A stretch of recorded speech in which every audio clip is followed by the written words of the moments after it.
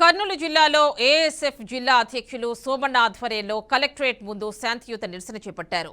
రాష్ట్ర వ్యాప్తంగా విద్యార్థులు ఎదుర్కొంటున్న సమస్యలను విద్యార్థులతో మాట్లాడి తెలుసుకున్నామన్నారు. కర్నూలులో 10వ తరగతి వరకు చదువుకుంటున్న బాలుర సరైన హాస్టల్ లేదని మండిపడ్డారు. ఇక అధికారులు స్పందించి హాస్టళ్లు ఏర్పాటు చేయాలని డిమాండ్ చేశారు.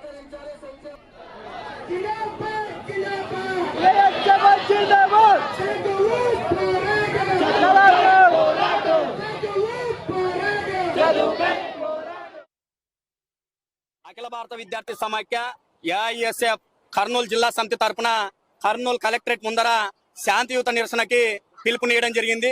మరి శాంతియుత నిరసనకి పిలుపునియడానికి ప్రధాన కారణం ఏమంటే, మరి పోయిన నెల 20 నుంచి 30వ తేదీ వరకు అన్ని సెంటర్లలో రాష్ట్ర వ్యాప్తంగా కూడా హాస్టల్ విద్యార్థులు ఎదుర్కొంటున్నటువంటి సమస్యలని తెలుసుకోవడానికి విద్యార్థులతోటి ముఖాముఖి ఏర్పాటు చేయడం, మరి విద్యార్థులతోటి రాత్రి బసలు నిర్వహించడం, హాస్టల్లో చూసినటువంటి సమస్యలు నిజంగా చాలా బాధాకరమైనటువంటి విషయం.